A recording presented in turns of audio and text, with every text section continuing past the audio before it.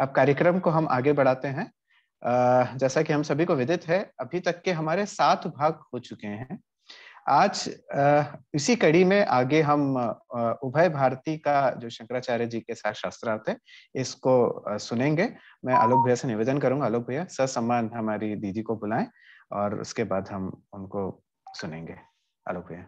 जैसा बताया कि हमारे 7 व्याख्यान माला अभी तक हो चुकी हैं और हम सबको बड़ी खुशी होती है कि हमने इसे YouTube पे लोड किया है और उस पे व्यूअर्स जो हैं, प्रतिदिन व्यूअर्स बढ़ते चले जा रहे हैं और ना केवल हमारे समाज के उसमें लोगों के बीच में उसको जानने की जिज्ञासा बढ़ी है, बल्कि across the society, cross section of society जो लोग हैं उसको देख रहे हैं। और बहुत सारे लोग मुझसे फोन करके भी कहते हैं कि आप मीनाक्षी जी कौन है, आप कैसे जानते हैं। तो हमें बड़ा गौरव होता है बताते हुए कि मीनाक्षी जी हमारे समाज की हैं और PhD है और शंकर भाष्य में PhD है, उसमें ब्रह्म सूत्र में आपने विशेष अध्ययन और PhD किया है। तो ये लोगों को इसमें बड़ी जिज्ञासा होने लगी है, वरना ये शब्द ही विलुप्त की ओर बढ़ते जा रहे हैं। बहुत सारे लोगों को मणि भाई इसके बारे में पता ही नहीं है। तो अब ये बहुत विस्तृत, और मैं आपको बताऊं अभी परसों की ही बात है, भोपाल के अंदर यहाँ पर शंकर न्यास की ओर से एक बहुत बड़ा आयोजन हुआ प्रफुल्ल भाई, और उसमें हमारे समाज के ही विनय उपाध्याय जी हैं, वो उस कार्यक्रम का संचालन कर रहे थे। फिर उनकी तरफ से फोन आया और फिर वहां से शंकर न्यास जो गवर्नमेंट की तरफ से एक सीनियर ऑफिसर है, उन्होंने मीनाक्षी जी के बारे में जानकारी ली, फिर वो विनय उपाध्याय जी को दी, फिर उन्होंने मीनाक्षी जी से चर्चा की और मुझे बताते हुए बहुत हर्ष है, गौरव है, गर्व है, खुशी है, प्रसन्नता है कि उसके ऊपर जो एक पुस्तिका निकलने वाली है इतने बड़े सरकारी आयोजन की, कार्यक्रम की, उसकी जो भूमिका है करीब 30 से 40 पेज की, वो भूमिका लिखने के लिए मीनाक्षी जी को उन्होंने निवेदन किया है और मैंने वो सुना भी है उनका निवेदन। आप आश्चर्य करते रह जाएंगे कि वो लोग इतने अभिभूत हुए जब इन्होंने थोड़ा सा इंट्रोडक्शन इनका उनके पास गया, तो उनको उनका विश्वास इतना बढ़ गया कि, और उन्होंने ये कहा कि अब हमारे लिए इतना कठिन कार्य इतना आसान हो जाएगा क्योंकि मीनाक्षी जोशी जी उसमें हमको सहयोग कर रही हैं। आप सोचिए मतलब कि हमारी मीनाक्षी जी कितनी विशेष हैं। हम लोगों को इनका आकलन करने के लिए हमारी योग्यता में अभी और अभिवृद्धि करनी कि हम इनको समझ सकें। तो आज 8वां व्याख्यान है और मैं निवेदन करूंगा बहुत आदर के साथ में, बड़े प्यार से, बहुत ही नम्रता से और बहुत ही दुलार से, क्या शब्द मैं यूज करूं मुझे समझ में नहीं आता है कि इतनी विदुषी महिला हमारे बीच में हमारे समाज की ये है। तो मीनाक्षी जी, आज का जो सब्जेक्ट आपने जो दिया है उसके ऊपर मैं आपको आमंत्रित करता हूं, जो भारतीय विदुषियों के आलोक में उभय भारती तथा शंकर का शास्त्रार्थ। तो आपका सादर स्वागत है, आपको नमन है और आप अपनी बात शुरू करें। मैं आपको बहुत आदर सत्कार के साथ में और बड़ी विनती के साथ आपको मैं आमंत्रित करता हूं, आदरणीय डॉक्टर मीनाक्षी जोशी जी। बहुत बहुत धन्यवाद।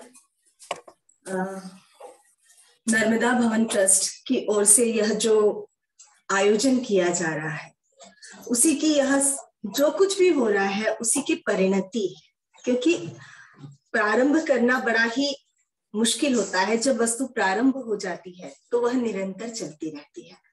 तो सबसे पहले उन्हीं का आभार। आलोक जी, आपको मैंने को होस्ट बनाया है, आप देख लीजिएगा जी।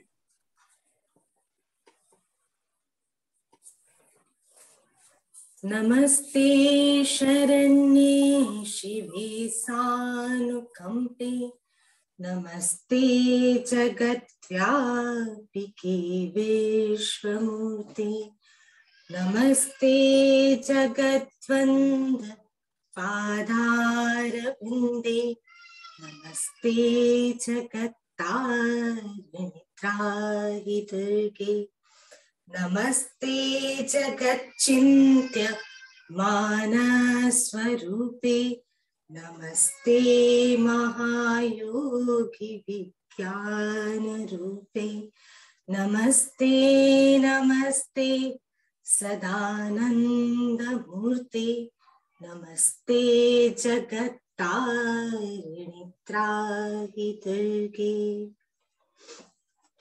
उस आद्या शक्ति के समक्ष नतमस्तक होकर आज का विषय हम प्रारंभ करते हैं। कथा का सूत्र जहां छोड़ा था, मंडन मिश्र परास्त हो चुके थे।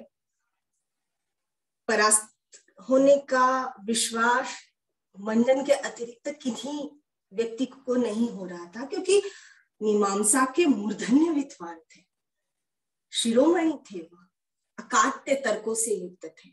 परंतु मंडन मन ही मन शंकर के ज्ञान के प्रति, ज्ञान के अनुराग के प्रति, शंकर की निष्पक्षता के प्रति पराजय स्वीकार कर चुके थे। जहां पर मंडन के हारने पर भी हमारे आदि शंकर कहते हैं, नहीं जैमिनी गलत नहीं, हमने उन्हें गलत समझा। उन्होंने कर्म को प्रमुखता दी, परंतु हमने क्या किया, कर्म को ही सर्वे सर्वा मान लिया। तो गलती किसकी? भारतीय सनातन मेधा में हम देखिए, जो भी मत प्रारंभ हुए, जो भी संप्रदाय प्रारंभ हुए, जो कर्ता थे वह अनिंद्य थे। उनकी हम निंदा नहीं कर सकते, उनमें हम कोई भी गलतियां नहीं निकाल सकते। आगे जाके वो प्रवर्तन होती है, जैसे जहां से गंगा प्रभव होती है वहां वह आकाश गंगा की तरह दीप्त होती है, उजली होती है, निष्कलंक, अलकनंदा, मंदाकिनी, इस तरह से हम उसे नामों से जानते हैं। धीरे धीरे जब वो मैदानी भागों में आती है, कई सारी नदियां उसमें मिल जाती हैं और वह अपना वर्ण छोड़ते हुए किन्हीं आगे की ओर स्रोतस्विनियों को अपने में मिलाते हुए आगे बढ़ती है। वैसे ही मतों का, संप्रदायों का भी हुआ। प्रारंभ में वो उज्जवल स्वरूप थे, धीरे धीरे कर्म कांड है, रूढ़ियां हैं, अपने अपने छोटे छोटे स्वार्थ हैं, ये सब कुछ जुड़ते चले गए, ये सब कुछ एक दूसरे के साथ मिलते चले गए और कहीं ना कहीं उनमें कुरीतियां आई, जिनका परिष्कार करने के लिए समय समय पर शंकर को आना पड़ा, किन्हीं किन्हीं रूप में आना पड़ा। अब कहानी का सूत्र जहां से छूटा, दौड़कर आती है शारदा। उभय भारती भी उनका नाम है, शारदा भी है। उभय भारती इसलिए, उभय का अर्थ होता है दो, भारती अर्थात सरस्वती। वह जगत की भी वाणी थी और स्वर्ग की भी वाणी थी। कहा जाता है कि सरस्वती को कोई शाप मिला था ऋषि की ओर से, इसीलिए उन्हें मानुष देह को अपनाना पड़ा था अपने कर्मों को समाप्त करने के लिए। यहाँ पर ये चीज हम पुराणों में अधिकतर देखते हैं कि देवताओं को भी शाप मिलते हैं, वो शाप मिलते हैं और उसका परिमार्जन करने के लिए वो मनुष्य योनि धारण करते हैं और वहां से फिर मुक्त होते हैं। इससे एक बात तो तय हो गई, मनुष्य योनि कोई ना कोई अद्भुत योनि है, जहां पर देवता भी स्वयं को एक बार परिष्कृत करते हैं, छानते हैं, एक बार अपने आप को धो करके निष्कलंक होकर ऊपर उठते हैं। कारण मनुष्य योनि में ही तो कर्म किया जा सकता है, देव योनि के कर्म गिने नहीं जाते। मनुष्य जो कर्म करेगा उसकी गणना है, तो हमेशा कर्म करते समय ध्यान रखिएगा, कोई ना कोई उसको गिन रहा है।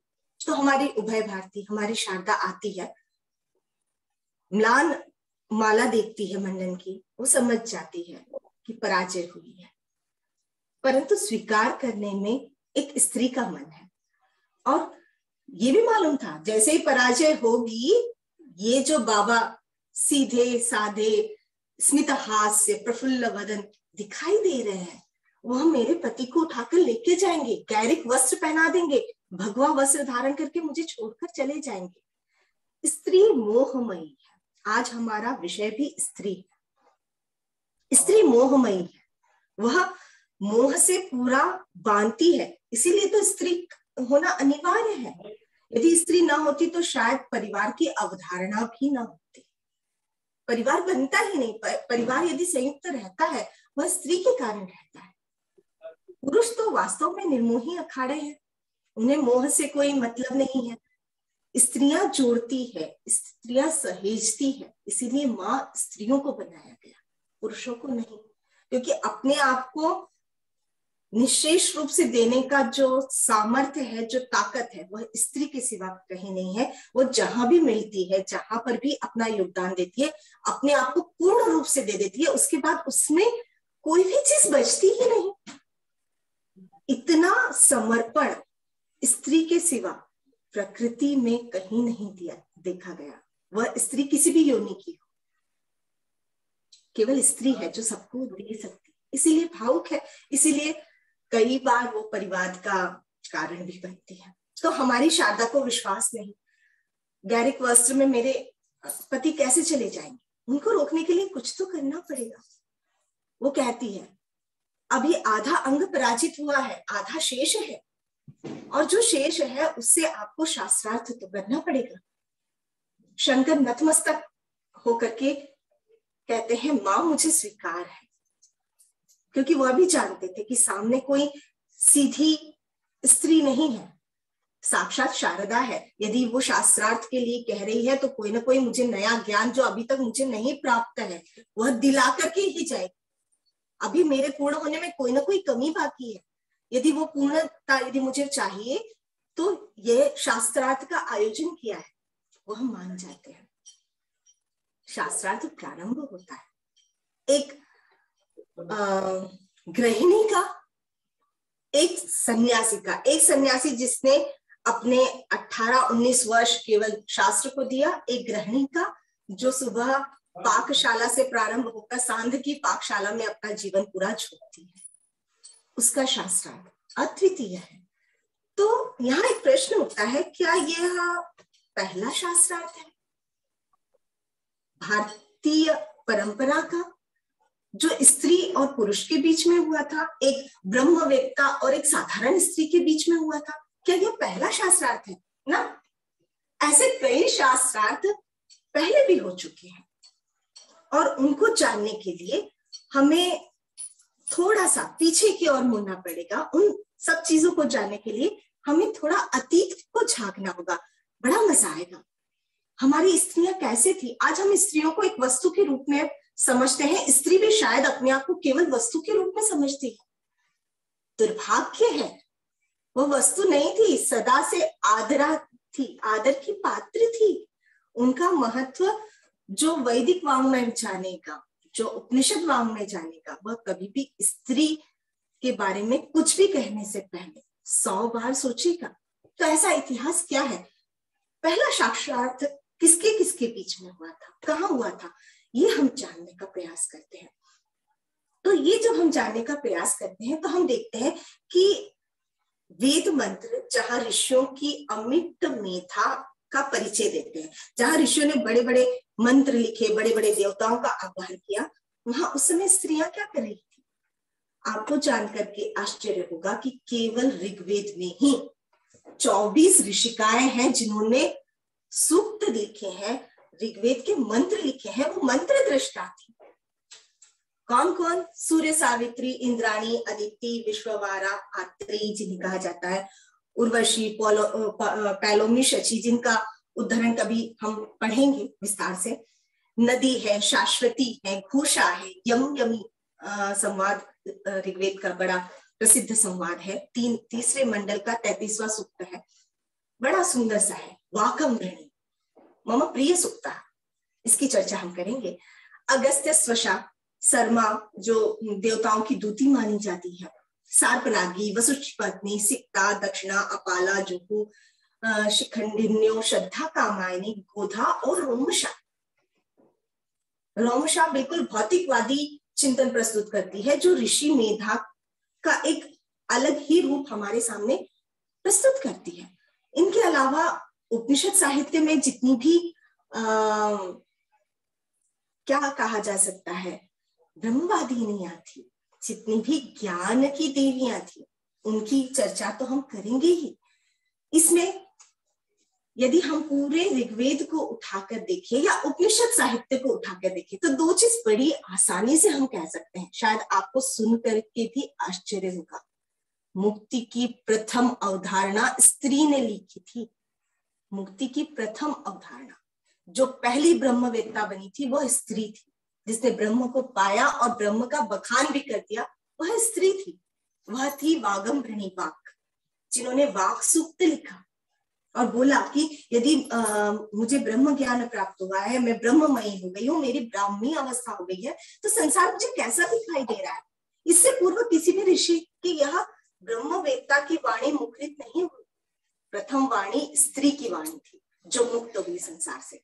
दूसरी, कहते हैं कि स्त्री को बड़ा भौतिक सुख साधनों से, आभूषणों से, वस्त्रों से बड़ा प्रेम रहता है ना।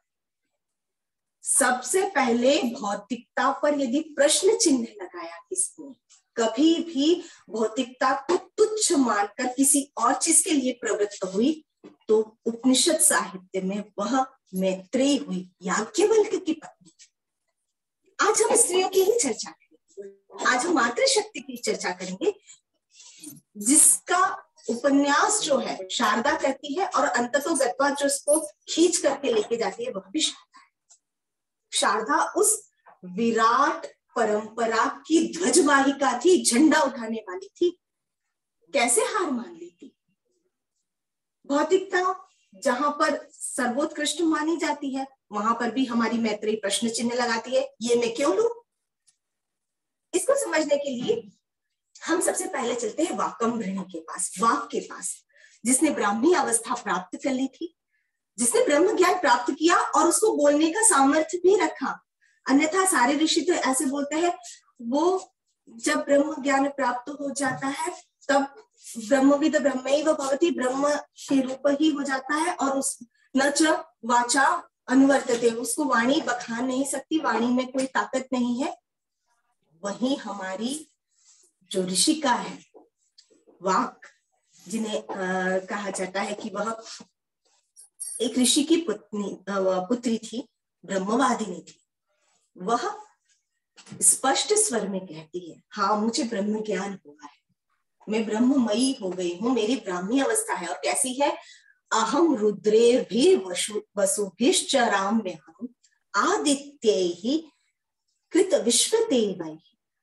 मैं रुद्र के रूप में, संसार में जो ब्राह्मी स्थिति होती है, जब ब्रह्म को हम जान लेते हैं तब हमारी स्थिति क्या होती है, इसके बारे में वाक कहती है। वो कहती है पूरा संसार मुझे ब्रह्ममय दिखाई दे रहा है, मैं स्वयं भी ब्रह्ममय दिखाई दे रही हूँ, तो पूरे संसार में मैं अपने आप को ही देख पा रही हूँ, पूरे संसार में मुझे अपने सिवा कोई दिखाई नहीं दे रहा है।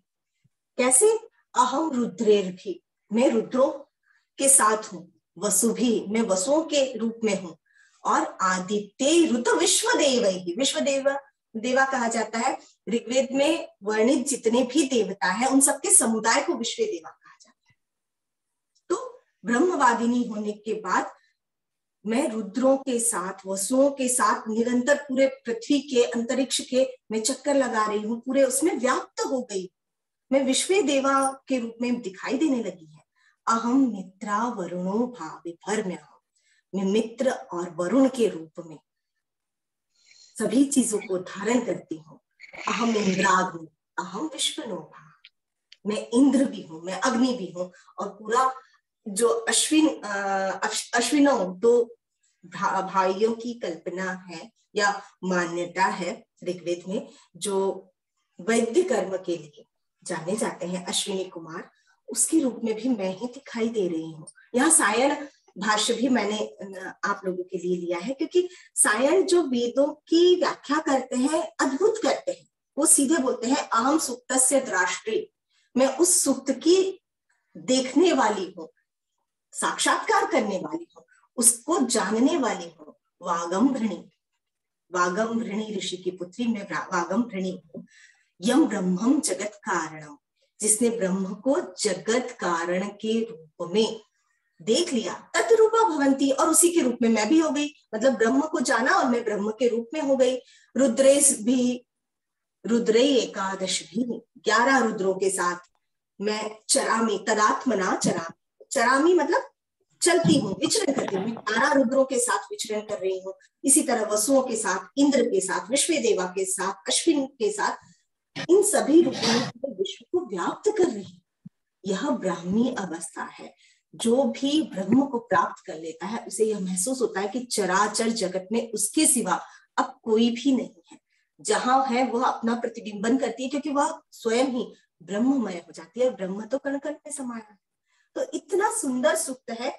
और आपको ये बताते हुए भी हर्ष होता है, यह जो वाकम्भृणी वाक सूक्त है वह प्रसिद्ध दार्शनिक सूक्तों में, वेद में कुछ दार्शनिक सूक्तों हैं, हिरण्यगर्भ, नासदीय, उनमें वाकम्भृणी जो है सर्वोत्कृष्ट स्थान को प्राप्त करता है। आगे जाकर शाक्त परंपरा में जो तंत्र की यदि यह धारा सतत विद्यमान रहे तो हम तंत्र शास्त्र में भी जाएंगे, तो सौंदर्य लहरी के साथ। तो जब भी हम तंत्र शास्त्र की बात करते हैं, शाक्तोपासना की बात करते हैं, नौ दुर्गा में चंडी पाठ करते हैं, सबसे पहले वागम्भृणी सूक्त से प्रारंभ करते हैं। बिना वागम्भृणी सूक्त से देवी उपासना ही नहीं होती। देवी शक्ति रूपा होकर के विन्यस्त हुई, उसका पहला बीज जो है ऋग्वेद में हमें यहाँ दिखाई देता है, वह भी एक स्त्री के द्वारा। उस स्त्री की ध्वजवाहिका हमारी श्रद्धा थी। इसका जो अंतिम जो मंत्र है वह मुझे बहुत प्रिय है। वागम्भृणी केवल इतना ही कहते हुए नहीं रुकती, वो सारा विश्लेषण करती है, वो क्या कार्य कर रही है यह भी बताती है। अंत में कहती है, अहमेव स्वयमिदं वदामि चुष्टं देवेभिरुतमानुषेभिः यम यम कामयते तम उग्रम करोमि तम ब्रह्माणम तम ऋषिं तम सुमेधाम। वाक कहती है कि मैं स्वयं बोल रही हूं, किसी ऋषि के द्वारा नहीं, किसी अन्य उपकरण के द्वारा नहीं, मैं स्वयं बोल रही हूँ। मैं क्या बोल रही हूँ? देवे भी ऋत मानुषे भी, जो देवता और जो मनुष्य मेरी साधना करते हैं, मेरी प्रार्थना करते हैं, यम काम है, वो जो भी कामना करते हैं, तम तम उग्रम करोमि, मैं उसे उतना उग्र बना देती हूँ। उग्र मतलब वो जितना मांगता है उससे दुगना मैं उसको प्रदान करती हूँ। तम ब्रह्मांडम, उसी को मैं ब्रह्म बना देती हूँ, क्योंकि जो वाक उपासना करेगा वही ब्रह्मत्व को प्राप्त होगा, उसे ब्रह्म बना देती हूँ। तम ऋषि, उसे मैं ऋषि बना देती हूँ। तम सुमेधा, और उसे मैं सुमेधा अर्थात मेधा से युक्त, बुद्धि से युक्त बना देती हूँ। यह मेरा प्रभाव है और यह मेरा कार्य है, और इसीलिए मैं ब्रह्ममयी ब्राह्मी अवस्था को प्राप्त की हुई वह मेधा हूँ। तो यह वाक सूक्त जो है वह अद्वितीय रूप में वहां पर विन्यस्त होता है, माना जाता है। और आगे जाकर यह स्तोत्र के समान आज भी हम जब देवी पाठ करते हैं, चंडी पाठ करते हैं, तो पहले वाक सूक्त कहते हैं। उसके बाद हम उपनिषद साहित्य की ओर जाते हैं। हमारे याज्ञवल्क्य बाबा बड़े बेचारे थे। बेचारे इसलिए, ब्रह्मवेत्ता थे, ज्ञानी थे, सब थे। हमेशा इन्होंने स्त्रियों के प्रश्नों का समुचित उत्तर दिया, और शायद स्त्रियों के द्वारा ही इनके ज्ञान का सर्वथा प्रकाशन हुआ, ये कहने में भी कोई दो राय नहीं है।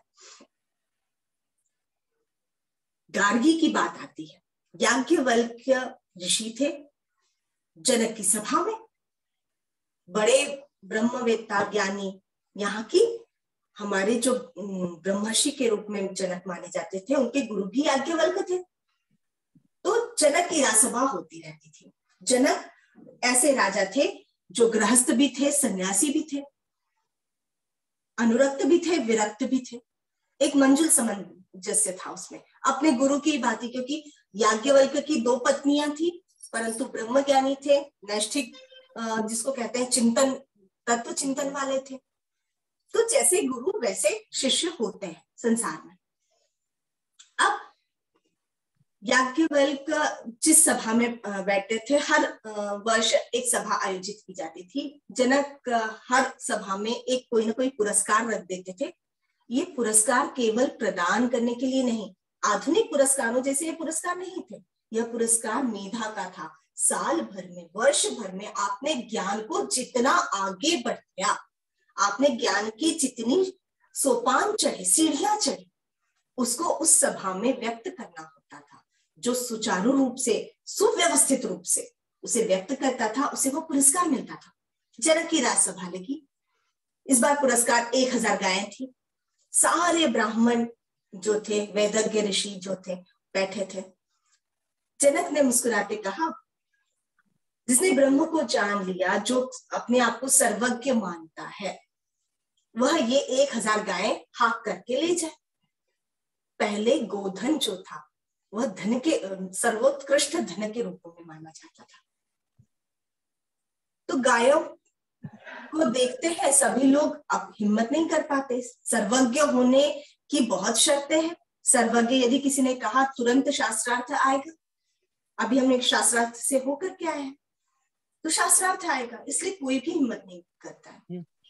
उसी समय हमारे याज्ञवल्क्य जो है वो कहते हैं कि ठीक है, अपने शिष्य को कहते हैं जाओ भाई हाक करके अपने यहाँ ले जाओ। वैसे भी बहुत सारे शिष्य हो गए, सबको दूध और जो द्रव्य इत्यादि है उनकी आवश्यकता होती है। बिना याग जो है वह गायों के जो पंचगव्य है उसके बिना याग की पूर्ति नहीं होती, और याग तो चलते ही रहते हैं अपने आप। तो जाओ हाक करके ले जाओ। सभी मौन बैठे हैं, मतलब किसी ने आगे कुछ पढ़ा लिखा नहीं है, जहां थे वहीं के वहीं है। उपाधियां नहीं होती थी, डिग्रीज नहीं होती थी प्राचीन काल में। आपने ज्ञान यदि अर्जित किया, उसको सिद्ध भी कर लेते, तब आप एक सोपान आगे चढ़ते थे। ये प्रैक्टिकल बेस्ड नॉलेज था, सिद्धांतिक नहीं था। अनुभव की वस्तु है। मैं हमेशा कहती हूँ दर्शन अनुभव की वस्तु है, अनुभूति की वस्तु है। अब जैसे ही हाकने के लिए शिष्य प्रवृत्त हुआ, उनमें से एक गार्गी उठी और कहती है ऐसे कैसे आप चले जाओगे। वाचक नवी ऋषि हुए हैं, उनकी पुत्री थी गार्गी, ब्रह्मवादिनी थी। ब्रह्मवादिनी जिन्होंने आजीवन विवाह न करके केवल ज्ञान के लिए अपना जीवन समर्पित कर देते थे, उन्हें ब्रह्मवादिनी कहा जाता था। तो ब्रह्मवादिनी थी गार्गी। तो उसने कहा ऐसे कैसे, पहले मेरे प्रश्नों का उत्तर तो नहीं। यदि मेरे प्रश्नों का उत्तर आप सही से दे देते हैं तो जाओ गाय लेके चले जाओ। बृहदारण्यक उपनिषद में बड़ा विस्तार से मिलता है ये सब। तब याज्ञवल्क्य कहते हैं अरे गायों को देखकर मुझे लोभ आ गया, क्योंकि मुझे इनकी सभी आवश्यकता है। मैं बिल्कुल नहीं कहता कि मैं सर्वज्ञ हूं, मैं ऐसा दावा भी नहीं करता, पर इस सभा में और कोई इसका दावा भी नहीं कर रहा है। मुझे आवश्यकता थी तो गोधन के लालच में मैं इनको हाक कर लेने के लिए मैंने आज्ञा दी। तो बोले गार्गी बोलती है कि आप मेरे प्रश्नों का उत्तर दे सकते हैं। तो याज्ञवल्क्य कहते हैं कि यदि संभव हुआ तो मैं दूंगा, पूछिए, आप प्रश्न पूछिए। गार्गी बैठते ही सामने। गार्गी कहती है कि अच्छा मुझे एक बात बताइए, जल में सब कुछ घुल जाता है, जो जल होता है वह घुलनशील पदार्थ है, उसमें जो भी पदार्थ डालेंगे वह गल जाएगा, वह घुल जाएगा, उसमें विलीन हो जाएगा। आखिर जल किसमें विलीन होता है? वह भी तो किसी न किसी में विलीन होता होगा। वह विलीन किसमें होता है? तो याज्ञवल्क्य मुस्कुराते हैं, क्योंकि उन्हें बड़ी प्रसन्नता है कि उस काल में स्त्री चित्त भी इतना जागृत है कि वह स्वाभिमान भी रखता है, आत्मबल भी रखता है, ज्ञान भी रखता है, उसको प्रस्तुति करने का ढंग भी रखता है। वो मुस्कुराते हुए कहते हैं गार्गी, जल जो है ना वह वायु में घुलता है। वाचक नवी तो चुप होने वाली नहीं थी, उसने कहा वायु में घुलता है? वायु किसमें घुलती है? तो बोले वायु जो है वह तेज में घुलती है। इस तरह से क्रमबद्ध प्रश्न चलते गए। वहां से वायु, अंतरिक्ष, फिर वहां से गंधर्व लोक, चंद्र लोक, सूर्य लोक, इंद्र लोक, आदित्य लोक से होते करते ब्रह्म लोक तक, जहां तक आ गया प्रश्न के अंदर प्रश्न, प्रश्न के अंदर प्रश्न। तब याज्ञवल्क्य घबराते हैं और याज्ञवल्क्य कहते हैं गार्गी अति प्रश्नम मा ब्रूहि, बहुत अधिक प्रश्न मत करो, क्योंकि अति प्रश्न करने वाले का सिर धड़ से अलग हो जाता है स्वयं। क्यों? क्योंकि कोई भी वस्तु जो होती है, ये इसका उसका अंत जो आएगा उसके बाद हर कोई मौन हो जाता है, क्योंकि एक अंतिम सत्य होता है। उस सत्य के परे कोई सत्य नहीं होता, वहां से वितर्क चालू होता है। तर्क की अपनी एक सीमा है, उसके आगे तर्क नहीं जाता। गार्गी मुस्कुराती है और बोलती है ठीक है, मैं आपसे केवल 2 प्रश्न पूछ रही हूँ, यदि आप उत्तर दे देते हैं तो आप गाय निश्चिंत होकर ले जाइए, अन्यथा मत ले जाइए। पहला प्रश्न वो पूछती है, स्वर्ग से ऊपर और पृथ्वी से नीचे ये कुछ जो दिखाई दे रहा है, बड़े ध्यान से सुनिएगा, स्वर्ग के ऊपर मतलब सर्वोच्च लोक के ऊपर और पृथ्वी के नीचे ये जो कुछ भी दिखाई दे रहा है और कल जो हो गया है और कल जो होने वाला है, इसके बीच में जो दिखाई दे रहा है वह किसके अंतर्गत आता है, उसका ज्ञान कैसे होता है। यह प्रश्न जो था वो बड़ा ही, जिसको कहते हैं लॉजिकल था। क्यों? क्योंकि स्वर्ग के ऊपर और पृथ्वी के नीचे यह पूरा स्पेस है, अंतरिक्ष है, और बीता हुआ कल और आने वाला कल, इन दोनों के बीच जो है वो टाइम है। और आप सभी विज्ञान इतना पढ़े हैं कि कोई भी क्रिएशन जो होता है वह स्पेस और टाइम के बीच में ही होता है। तो सीधा सीधा जो अंतरिक्ष है या स्थान है, स्थान और समय का वह जिसको कह सकते हैं सह संबंध पूछते हुए आत्म तत्व का विन्यास कर रही थी। क्योंकि बिना आत्म तत्व अर्थात परम तत्व के न समय रह सकता है न स्थान रह सकता है। उनको बांधने वाला, उनका नियंता एक होता है। यह सीधा सीधा ब्रह्म विषयक प्रश्न था जो घुमा के पूछा था। याज्ञवल्क्य समझ गए ये सीधे सीधे मानने वाली नहीं है। हम यदि सीधा समझ के किसी को बोलते जाते हैं, वह उतना ही उलझा करके प्रश्न करता है। क्योंकि वह ब्रह्मवादिनी तो थी, वह आत्मज्ञान जानना चाहती थी याज्ञवल्क्य से, क्योंकि वह याज्ञवल्क्य की बहुत अधिक प्रशंसिका भी थी। वह जब भी याज्ञवल्क्य के साथ किसी का भी संवाद होता था, वह दौड़कर जनक की राजसभा में जाती थी। ब्रह्मवादिनी होने से बहुत लोगों को परेशानी भी थी कि आजीवन यह विवाह नहीं करेगी तो क्या करेगी, ये कैसे समाज में रहेगी। परंतु उसे तो ब्रह्मवादिनी होना था, उसे तो ज्ञान में अपना जीवन समर्पित करना था। याज्ञवल्क्य मुस्कुरा के कहते हैं, ये जो कुछ भी हो रहा है ना गार्गी, वह सारा एतस्य वा अक्षरस्य, यह सभी कुछ जो है उस अक्षर, अक्षर मतलब जो कभी नष्ट नहीं होता, आत्म तत्व, उसके प्रशासने गार्गी, उसके ही प्रशासन में है गार्गी। यह सब कुछ उस परम तत्व के प्रशासन में है, प्रशासन में है, उसके अधीन आता है। चाहे वो टाइम हो, चाहे स्पेस हो, चाहे अंतरिक्ष हो, चाहे समय काल हो, यह सभी उस अक्षर ब्रह्म के प्रशासन में आता है। वहां से वो अक्षर ब्रह्म की सारी व्याख्याएं करते हैं, सभी चीजों की व्याख्याएं करके उस ब्रह्म तत्व को जितना उन्होंने जाना था पूरा वर्णन करते हैं। नतमस्तक होकर के गार्गी कहती है, ऋषि आपने जो जाना अद्भुत है। इस सभा में मैं घोषणा करती हूँ, याज्ञवल्क्य से बड़ा कोई ब्रह्मविद्ता नहीं है। वहां पर भी एक स्त्री ने एक पुरुष की विजय की घोषणा की थी, तब हमारी शारदा शंकर के विजय की घोषणा क्यों नहीं कर सकती बाद में? इसीलिए शारदा ध्वजवाहिका थी, हमारी सनातन परंपरा की। इसके बाद ये वही प्रश्न है, स उवाच यद ऊर्ध्वं याज्ञवल्क्यो दिवो यद वाकः पृथिव्याम् यद अंतराद्यावा पृथ्वी इमे यद भूतं च भव्यं च भविष्यत् एत्यः प्रचक्षते आचक्षते तस्मिन् तद होवाच इति प्रेतं चेति। यह वह प्रश्न करती है गार्गी, इसका उत्तर समुचित रूप से देते हैं। आगे जाकर हम गार्गी के जीवन के बारे में देखें तो वह भी अनिवार्य है देखना। गार्गी आगे जाकर गुरुकुलों में पढ़ाती है।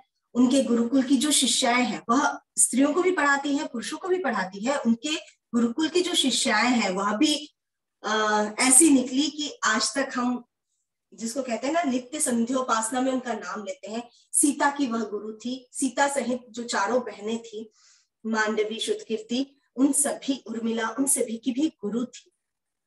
सीता को प्रारंभिक शिक्षा गार्गी ने दी, तभी वह अपने शील के प्रति, अपने तेज के प्रति, अपने विपरीत परिस्थितियों में अपने मनोबल के प्रति इतनी सशक्त रही। यहाँ पर गार्गी की बहुत बड़ी भूमिका है।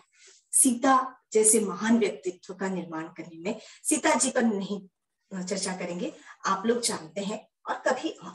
इसके बाद प्राचीन काल में ब्रह्मचारिणी अर्थात जो ज्ञान प्राप्त करती थी, ब्रह्मचारी होता है जो बचपन से ज्ञान प्राप्त करता है, ब्रह्मचारिणी जो स्त्री होकर के ज्ञान प्राप्त करती है, विद्यालयों में जाती है, गुरुकुलों में जाती है, वह दो तरह की होती थी। एक ब्रह्मवादिनी, एक सत्यवाहा। ब्रह्मवादिनी जो आजीवन विवाह नहीं करे जैसे गार्गी, और अध्ययन अध्यापन में पूरा काल लगा दे, इसके साथ ही यज्ञ कर्म का विधान करे। यहाँ पर बहुत सारी चीजें स्पष्ट रूप से खुलेंगी और वो खुलनी भी चाहिए समाज के प्रति, ताकि बहुत सारी रूढ़ियां जो है, अंधविश्वास जो है वह दूर हो। तो ब्रह्मवादिनी जो ब्रह्म विषय चर्चा करे, ब्रह्म को जाने, तपस्या करे, साधना करे, आगे की जो पीढ़ियां हैं, गुरुकुल परंपरा है, उसका निर्वहन करे। सत्यवाहा जो अध्ययन करके, ज्ञान प्राप्त करके विवाह कर ले, और विवाह के बाद ऋषि पत्नी होकर के उस गुरुकुल के पूरी व्यवस्था में अपना योगदान दे, क्योंकि अकेला गुरु पूरे गुरुकुल की व्यवस्था नहीं कर सकता। जो सत्यवाहा होती थी वह कर्मकांड करवाने में, यज्ञ इत्यादि करवाने में सहायता प्रदान करती थी, प्रबंधन क्षमता भी उनकी रहती थी, और कुछ हिस्से वेद का वह पढ़ाती थी। वो क्या पढ़ाती थी, इसकी चर्चा हम लोग शीघ्र ही करेंगे। तो अभी हमने एक दृष्टांत पढ़ा ब्रह्मचारिणी गार्गी का, एक सत्यवाहा को भी देख, वह भी याज्ञवल्क्य के हिस्से में आए। याज्ञवल्क्य वैसे ही परेशान, उनके घर में 2 स्त्रियां, 2 पत्नियां उनकी। गार्गी हंसती भी है कि आप क्या ब्रह्म को जानेंगे, आपके घर में तो एक नहीं 2-2 स्त्रियां हैं, और कभी भी गृहस्थ को ज्ञान नहीं हो सकता ब्रह्म ज्ञान, उसके लिए ब्रह्मचारी होना जरूरी। याज्ञवल्क्य कहते हैं जब प्रेम हो परंतु मोह न हो, वहां ब्रह्म ज्ञान गृहस्थ भी प्राप्त कर सकता है, उसके लिए सन्यासी होना अनिवार्य नहीं। इसकी चर्चा कभी हम लंबे समय में करेंगे कि किस तरह से उन्होंने उसका शमन किया। तो अभी तो हम आते हैं सत्यवाहा, हमारी जो मैत्रेयी थी। तो कहानी शुरू होती है ऐसे, याज्ञवल्क्य की 2 पत्नियां, एक कात्यायनी और एक मैत्रेयी, दोनों ही बड़ी आज्ञाकारी, बहुत सुशील। अब याज्ञवल्क्य एक समय तक गुरुकुल परंपरा का पालन करते रहे। जैसा कि हम सभी जानते हैं, भारतीय मेधा जो होती है वह 4 आश्रमों को मानती है। 4 आश्रम, जिसमें ब्रह्मचर्य, गृहस्थ, वानप्रस्थ और संन्यास होता है। ब्रह्मचर्य याज्ञवल्क्य अच्छे से निभा चुके थे, गृहस्थ धर्म का भी प्रतिपादन उन्होंने कर दिया था, वानप्रस्थ लेना था। दोनों को बिठाते हैं सामने और कहते हैं कि मैं अपनी सारी संपत्तियां तुम दोनों में बांट देता हूं बराबर रूप से, ताकि तुम्हारा निर्वहन हो, क्योंकि पति का दायित्व है कि वह अपनी पत्नी का निर्वहन करे, अपने पुत्रों का निर्वहन करे। यह पति का दायित्व है, और यह उत्तरदायित्व भी मैं निभाते हुए अब अपना सारा जो धन है, सामग्री है, आप दोनों में बराबर बराबर बांट देता हूं, ताकि आपका आने वाला जीवन निष्कंटक हो, उसकी चिंता आपको भी ना हो, और मैं भी अपने उत्तरदायित्व को पूर्ण करके वानप्रस्थ ग्रहण करना चाहता हूं, क्योंकि अब मैं ब्रह्म को प्राप्त करना चाहता हूं।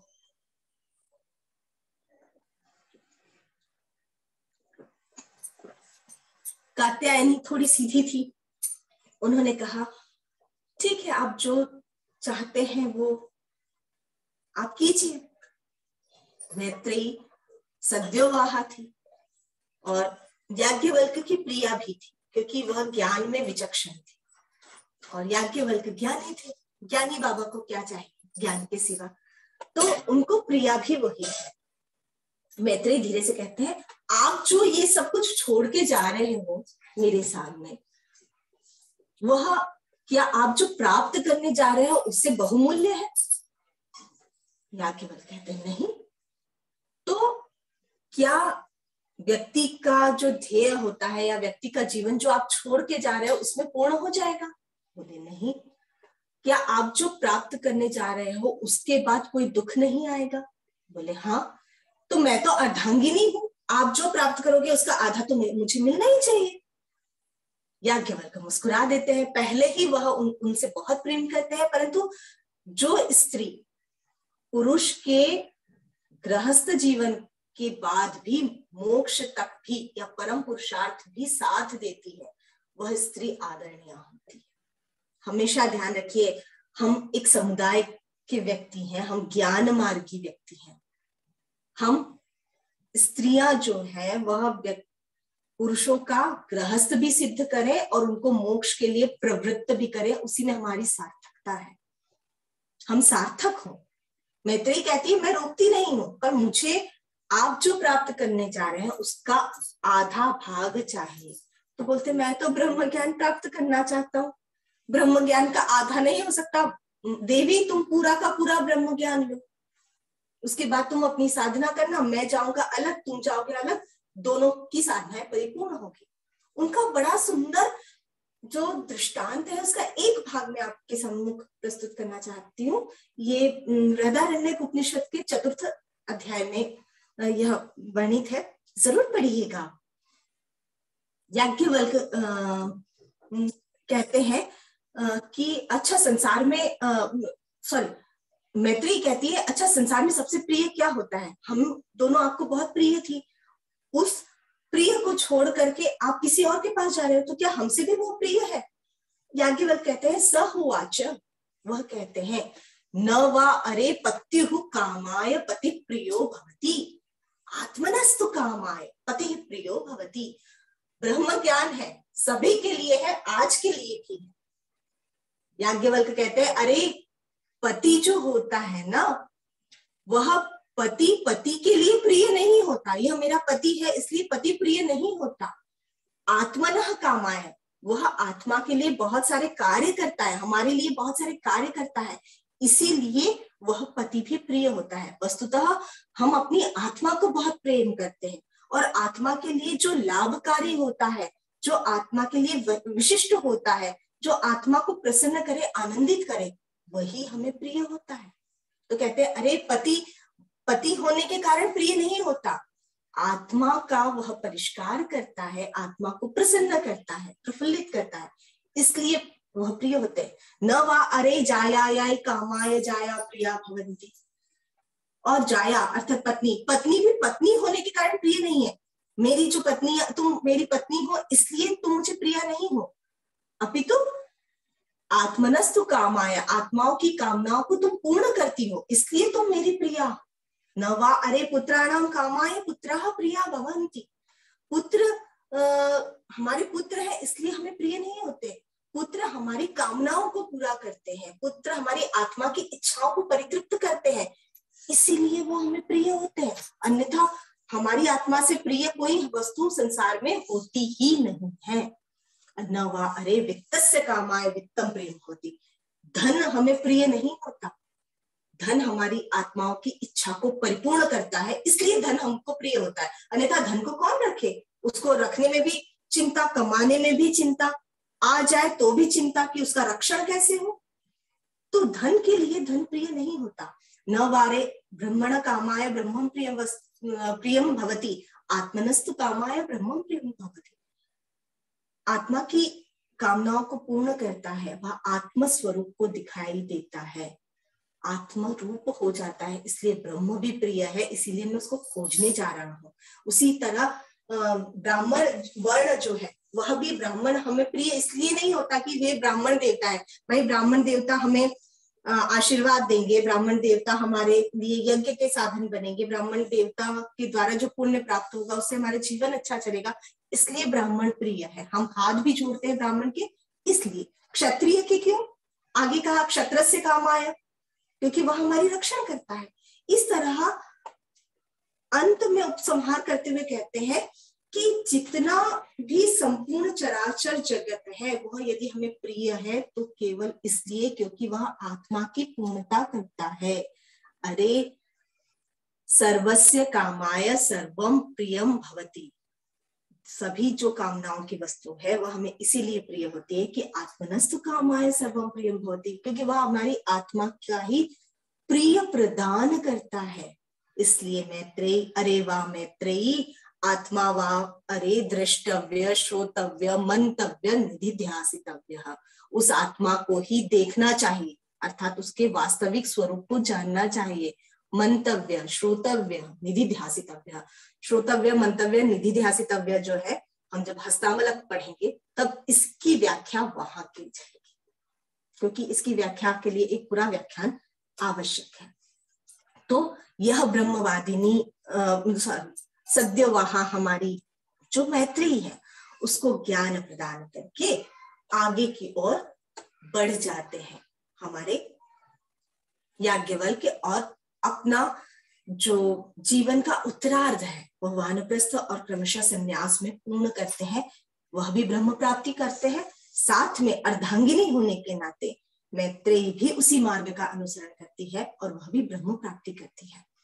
एक और ऋषिका है जिनके बारे में यदि ना बताऊं तो अधूरा है, लोपामुद्रा, अगस्त्य की पत्नी।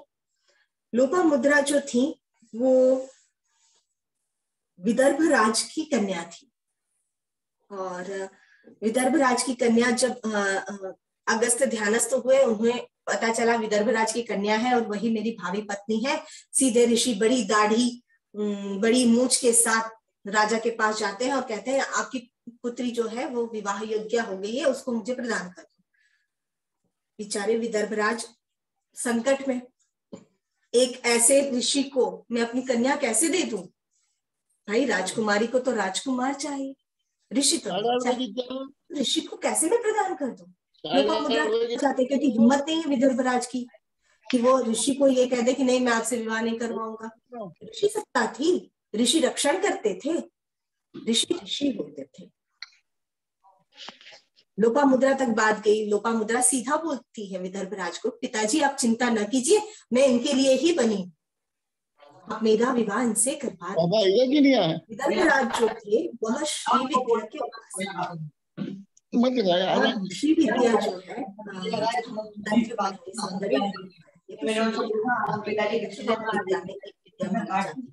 जिसके आधार पर देवी की उपासना की जाती है, सबसे प्रमुख विद्या है। आज पूरे संसार में लोपामुद्रा के द्वारा प्रसरित श्री विद्या ही अस्तित्व में है। आप तंत्र अर्णव ग्रंथ पढ़े तो वहां पर उसका विस्तार से विवेचन है। उनका ही वंश जो है, लोपामुद्रा के वंश में जो पठित श्री विद्या है वह आज अक्षुण्ण रूप में है। श्री विद्या की उपासिका होने के कारण उन्हें जो देवी थी भगवती त्रिपुरा सुंदरी, उन्होंने ऋषि की उपाधि प्रदान की। अगस्त्य ही ऋषि नहीं थे, लोपामुद्रा भी ऋषि थी। अब आपको लगेगा कि मैं बार बार ऋषि पद पर जोर क्यों दे रही हूँ? ऋषि होने से क्या मतलब होते हैं? क्या हम जो पूजा पाठ करता है, जो ध्यान चिंतन करता है वह ऋषि होता है? और क्या ऋषि होगा? हम यास्क के पास जाते हैं, ऋग्वेद के भाष्य मतलब निरुक्तकार है जो निर्वचन करते हैं, तो यास्क कहते हैं ऋषि जो है ऋषेर दर्शनार्थ, ऋषि दर्शन, ऋषि और मंत्र दृष्टारा, वो मंत्रों का साक्षात दर्शन करते हैं, इसलिए वो ऋषि है।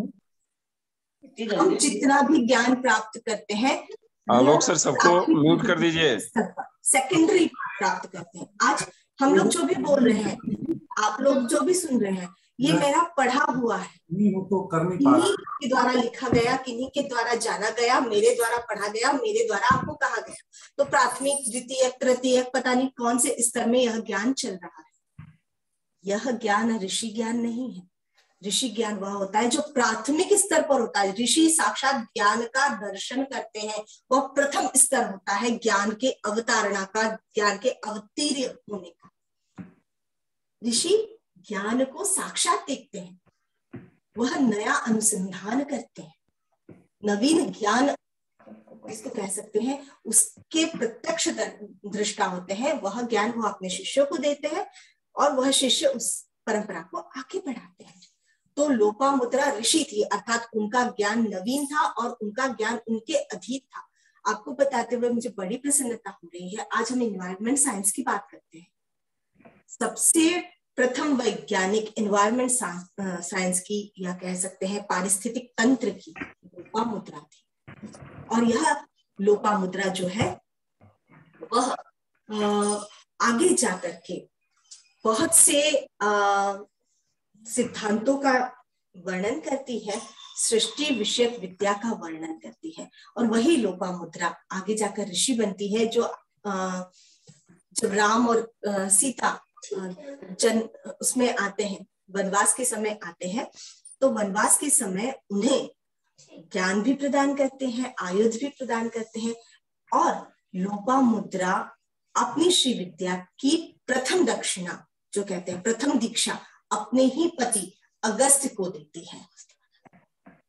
तो लोपामुद्रा जो है वह अपने ज्ञान को सबसे पहले अपने पति को ही प्रदान करती है, और पति को प्रदान करने के कारण वह आगे जाकर के यह ज्ञान अनवच्छिन्न रूप से आगे बढ़ता रहता है। अब इसमें दो चीजें हैं। यह ज्ञान परंपरा जो है वह आगे बढ़ी तो वह दोनों ही रूप में आगे बढ़ी। एक, ऋषि सत्ता ने उसको स्वीकार किया, साथ ही ऋषि सत्ता ने उसे आगे बढ़ने की प्रवृत्ति दी। हमेशा ये चीज हमें ध्यान रखनी चाहिए कि स्त्री का ज्ञान भी उतना ही महत्वपूर्ण है जितना पुरुष का ज्ञान। हम जितना ज्ञान बोलते हैं, इस्तेमाल करते हैं, जितने ज्ञान से हमारा जीवनचर्या चल रहा है, उनमें ऋषिकाओं का भी ज्ञान उतना ही है जितना ऋषियों का ज्ञान है। तो लोपामुद्रा उन्हीं की परंपरा में आती है। इसके पश्चात हम देखें तो वेद में लोपामुद्रा और इनके अतिरिक्त और भी सुरभा, मैत्रेयी, गार्गी है, विश्वावारा है, घोषा है, अपाला है, यह भी ऋषिकाएं रही हैं जिन्होंने कई अद्भुत मंत्र या अद्भुत ज्ञान उन्हें प्रदान किया है। इसके साथ एक और चीज है, प्राचीन उसमें भी चयन प्रक्रिया थी। जब विवाह किया जाता था तो जो पढ़ी लिखी स्त्रियां होती थी वह साथी भी वैसा ही चुनती थी जो उनके जैसे विचारक हो, उनके जैसा चिंतक हो। तैत्तरीय ब्राह्मण में एक कथा बड़ी सुंदर आती है कि एक कन्या जो किसी से प्रेम करती थी, उसने अपने प्रेमी से विवाह करने के लिए इसलिए मना कर दिया क्योंकि वह तत्व चिंतन नहीं कर सकता था, वह दार्शनिक चिंतन में उसका साथ नहीं दे सकता था।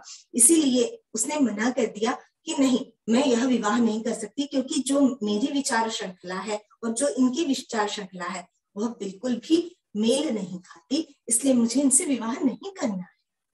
हमारे यहाँ ऋषिकाएं ऐसी भी थी जो ये नहीं देखती थी कि किसी के पास कितना धन हो, वो यह भी देखती थी कि किसके पास ज्ञान है या नहीं है, क्योंकि ज्ञान की सत्ता होती थी, धन की सत्ता नहीं। हम यक्ष संस्कृति के नहीं, हम देव संस्कृति के, हम ऋषि संस्कृति के, वहां ज्ञान की महिमा होती थी।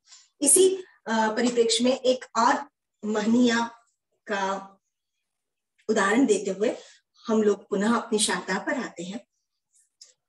एक राजा की पुत्री थी मदालसा, और ऋतुध्वज नाम के एक राजा थे, उनकी पत्नी थी। यह भी जो थी ब्रह्मवेत्ता थी, ब्रह्मज्ञानी थी। उनके विवाह के बाद उनके 4 पुत्र हुए, विक्रांत, सुबाहु और अरिमर्दन। जब इनके नाम रखे गए तो वह हंसती थी। सब कहते थे कि आप हंस क्यों रही हैं? तो वो कहती थी कि नाम आत्मा के तो नहीं होते ना, ये सारे जो नाम रखे गए हैं वह शरीर के नाम रखे गए हैं। सुबाहु है, अरिमर्दन है, ये सारे शरीर के नाम है। आत्मा के कोई गुण नहीं होता जिसके आधार पर नाम रखे जाए। हम सबके अपने अपने नाम रखे गए हैं शरीर की बनावट या गुणों के आधार पर, परंतु आत्मा का कोई ऐसा गुण नहीं है जिसका नामकरण किया जा सकता है, वो नाम रूप से परे है।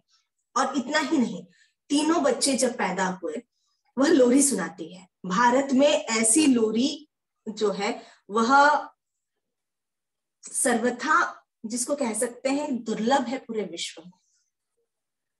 एक माँ वह लोरी सुनाती है जिसको सुन सुनकर जो बच्चा चलने फिरने लायक होता है तो वह संन्यास लेकर के वन में निकल जाता है, क्योंकि वह तब तक ब्रह्म ज्ञान से परिपक्व हो चुका होता है। मदालसा की लोरियां आप ढूंढेंगे, बड़ी सुंदर सुंदर लोरियां हैं और आपको प्राप्त होगी।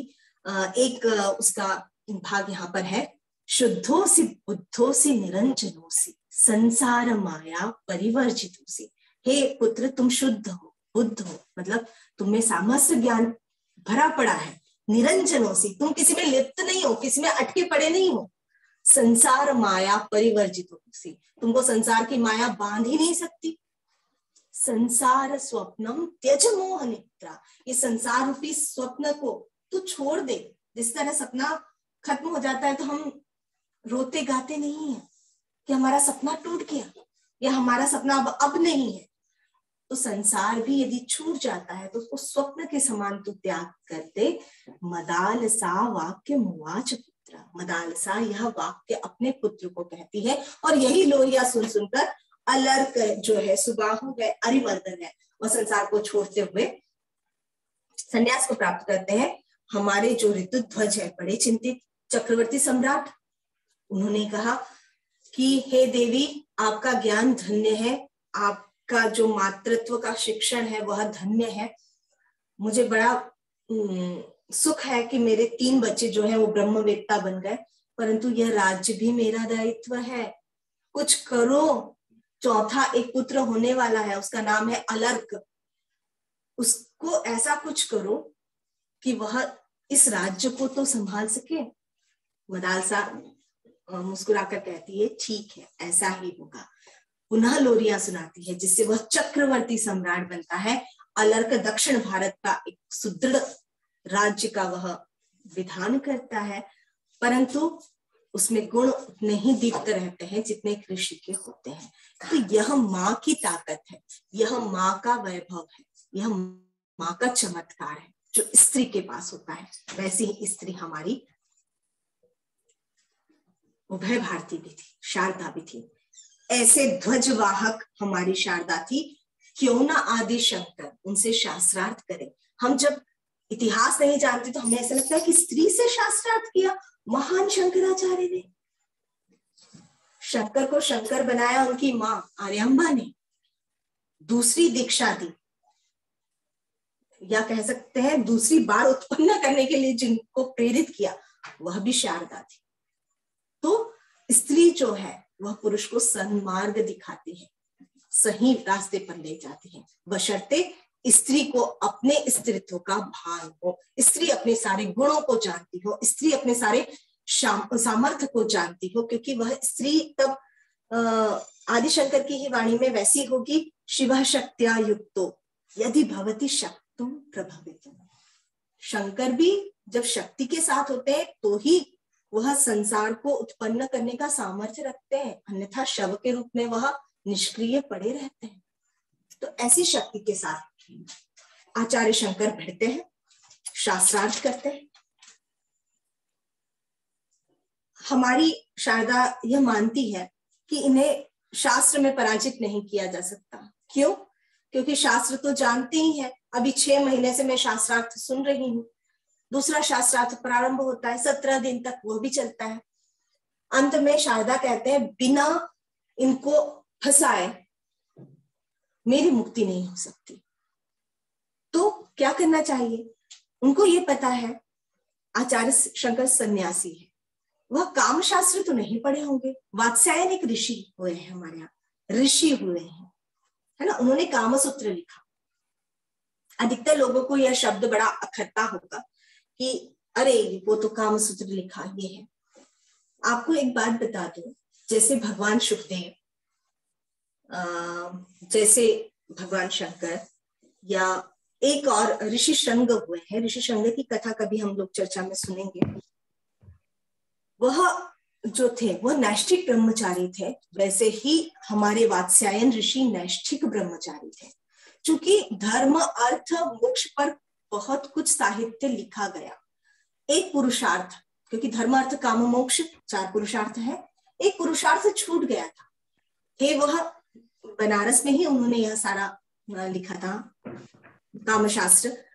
तो उन्होंने उसको लिखा, उसके लिए प्रत्यक्ष करने के लिए वह वहां के जो गणिकालय इत्यादि जो थे उनका उन्होंने दर्शन किया, और काम को भी प्रकृति के सातत्य के लिए एक पुरुषार्थ के रूप में स्थापित करने के लिए एक ग्रंथ निर्मित किया जिसको कामशास्त्र कहा जाता है। यदि हम कामशास्त्र को पढ़ते हैं तो उसमें कतई भी इतना घृणित नहीं है जितना कि उसको बना दिया गया बाद में, है। तो वात्स्यायन का कामसूत्र तो शंकर ने नहीं पढ़ा होगा, तो वहीं से प्रश्न उठाती हूँ शायद शंकर जवाब न दे पाए तो मेरे पति गैरिक वस्त्र न धारण करें।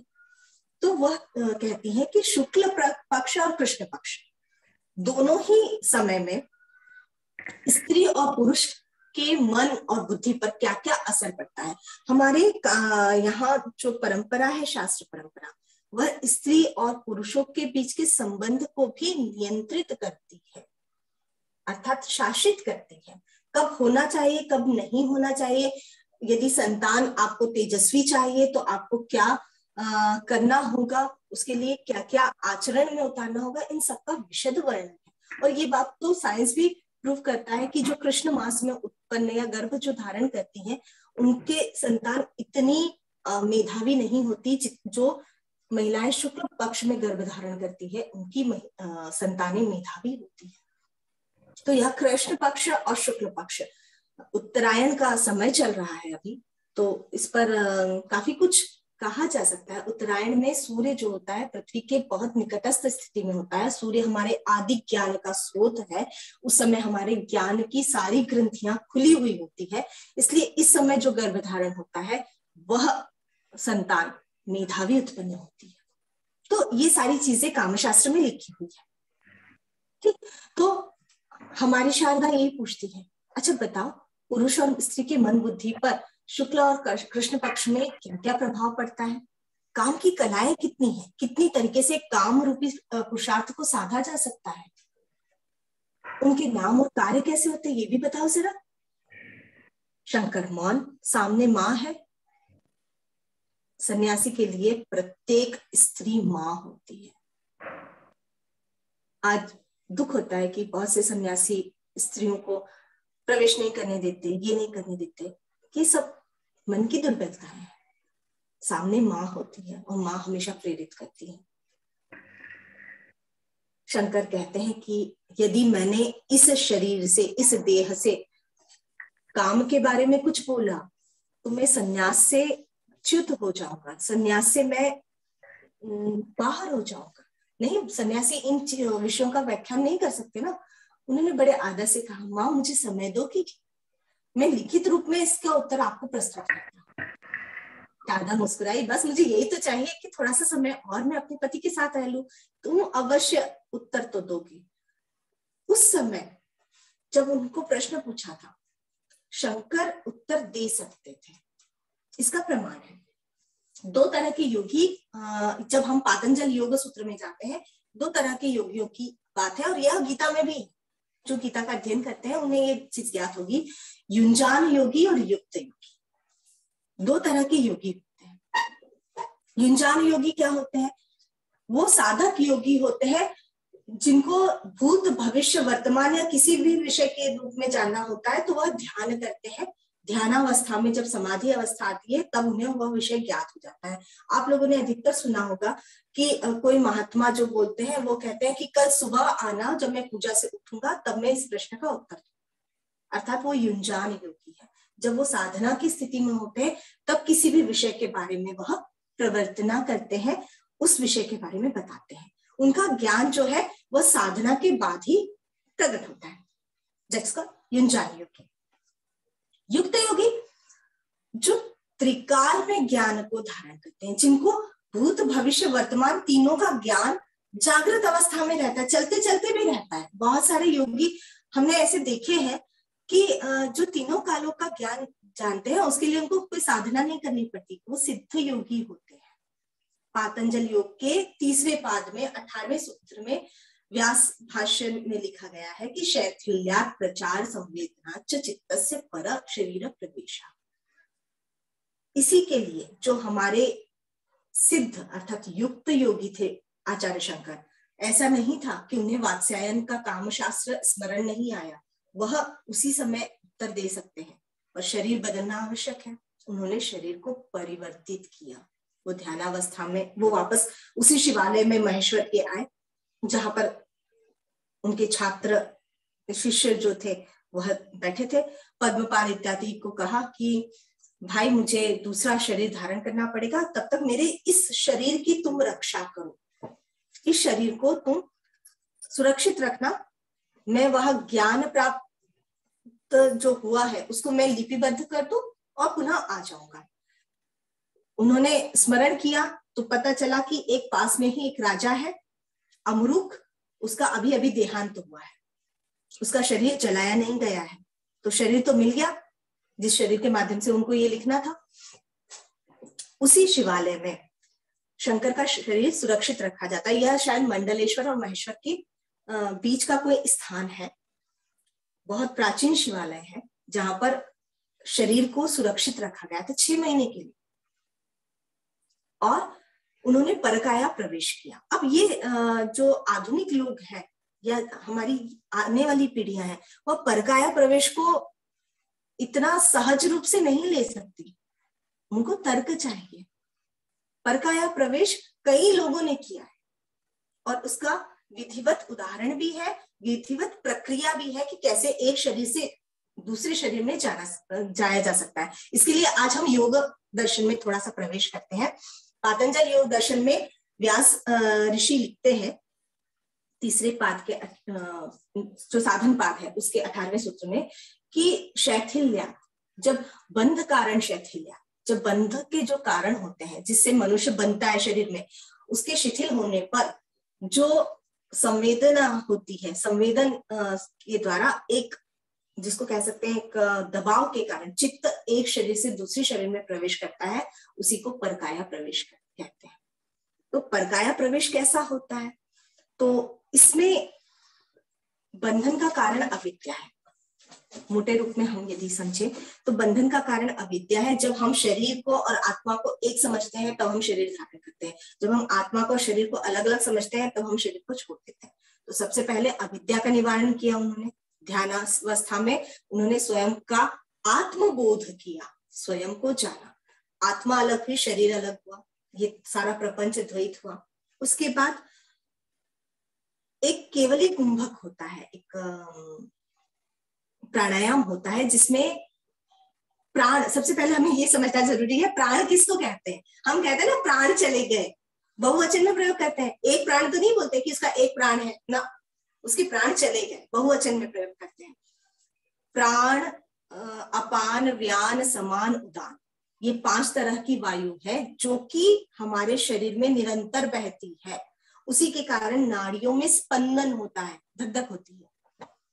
ये वायु यदि चली जाती है तो हम कहते हैं इसके प्राण चले गए, है ना। तो प्राण जो हम सांस लेते हैं उसको प्राण कहते हैं, है ना। अपान जो जाती है, वायु जाती है शरीर से बाहर, उसे अपान कहा जाता है। व्यान, समान, उदान, जो व्यान होती है जो संपूर्ण शरीर में प्रसरित रहती है उन्हीं उसमें, और उदान जो रहती है वो ऊपर की ओर वायु जो उठती है जिसके कारण हम कभी वोमिटिंग वगैरह फील करते हैं, तो नीचे से ऊपर वायु जो आती है उसको कहा जाता है। तो वह व्यान कहलाती है। समान, जिसके कारण ब्लड सर्कुलेशन चलता है हमारे शरीर में, रक्त प्रवाह का निरंतर्य बनता है, वह समान वायु के कारण, क्योंकि एक वायु का ही प्रवाह है जो रक्त को छोटी छोटी शिराओं से होकर के गुजारता है, जो चाहे गुरुत्वाकर्षण से विपरीत हमारे शरीर में संचरण करती है, वह समान वायु रहती है। तो आचार्य शंकर ने सबसे पहले क्या किया, व्यान को नीचे से ऊपर उठाया, जिससे क्या हुआ, जब भी आप लोग महसूस करते होंगे कि कुछ गरिष्ठ अन्न यदि आपने खा लिया होता है तब वायु ऐसा लगता है नीचे से ऊपर उठ रही है, चेस्ट में पेन होता है, हमको ऐसा लगता है कि ये या तो बाहर निकल जाए, सारी चीजें उखड़ने लगती है हमारे शरीर की, वो व्यान होती है। तो व्यान को उन्होंने सीधे सहस्रार तक पहुंचाया, जिसके कारण चारों वायु भी ऊपर एकत्रित हो गई। वहां पर चित्त को समेकित करके, चित्त को एकत्रित करके उस वायु के साथ मुंह से बाहर निकले, और उसी मुंह, जिस मुंह से बाहर निकले थे वहां पर अमरूक के शरीर के उसी मुंह से वापस चित्त के साथ प्रवेश किया। चूंकि अमरूक के प्राण तो निकल चुके थे, प्राण अर्थात वायु, वायु को ही प्राण कहा जाता है, ठीक है। तो अमरूक के तो निकल चुके थे प्राण, जब इनका प्रवेश करते हैं तब इंद्रियां भी धीरे धीरे उन्हीं प्राणों के पीछे पीछे प्रवेश कर जाती है। यह बड़ा गंभीर विषय है, कभी हम पातंजल योग सूत्र पे पढ़ेंगे तो इसको विशिष्ट रूप से इसका अध्ययन करेंगे। किस तरह इंद्रियां प्रवेश करती है, इंद्रियों में सूक्ष्म जो तन्मात्राएं होती है उन तन्मात्राओं के रूप में प्रवेश होता है। तो परकाया प्रवेश हमारे लिए कोई नई बात नहीं है, हमारा इतिहास गवाह है कि बहुत लोगों ने परकाया प्रवेश किया है। जैसे कि यदि परकाया प्रवेश की बात कहूं तो विष्णु पुराण में कथा आती है कि सौरभी ऋषि जो थे उन्होंने हमारी मानधाता जो राजा हुए हैं उनकी 50 कन्याओं के साथ विवाह किया। एक ने विवाह नहीं किया, उन्होंने अपने आप को 50 के रूप में अलग अलग कर दिया। हम जब व्यक्ति तप से सिद्ध हो जाता है तब वह कई रूप एक साथ धारण कर सकता है। हमारे कृष्ण कैसे महाराज में कई सारे रूप धारण कर लेते थे, वैसे ही यहाँ पर भी सौरभी ऋषि ने 50 रूप एक साथ धारण किए। आचार्य शंकर भी दक्षिण भारत में जब मूकांबिका में शास्त्रार्थ होता है तो 2 रूप एक साथ धारण करते हैं, है ना। श्रुति भी कहते हैं कि शतधा भवति, पंचधा भवति, सप्तधा भवति, नवधा योगी भवति, कि एक योगी इतने सारे रूप धारण कर सकता है। एक और आश्चर्य की बात कि एक ऋषिका हुई है, ब्रह्मवादिनी हुई है हमारी सुलभा गई थी आचार्य जनक से शास्त्रार्थ करने के लिए, और जब वो आचार्य जनक के साथ शास्त्रार्थ करती, वहां मैं आचार्य कहूंगी क्योंकि शास्त्रार्थ जब करते तब राजा नहीं होते, तो आचार्य जनक के साथ जब शास्त्रार्थ करने गई थी तब शास्त्रार्थ में ही एक जगह जब पंक्ति फंसी हुई थी तब सुलभा अपने शरीर को छोड़कर राजा जनक के उनके प्राण होते हुए भी उनके शरीर में प्रविष्ट होती है, वहां शास्त्रार्थ करती है और पुनः अपने शरीर में विन्यस्त हो जाती है। ये सुलभा प्रकरण बड़ा अद्भुत है। तो यहाँ पर पुरुष ही योगी नहीं होता, योगिनियां स्त्रियां भी होती है। तो इस तरह से परकाया प्रवेश करते हैं। परकाया प्रवेश में बस एक चीज आवश्यक है कि जब योगी अपना शरीर छोड़ करके दूसरे शरीर को धारण करता है तो उस शरीर की रक्षा होना अत्यंत आवश्यक है।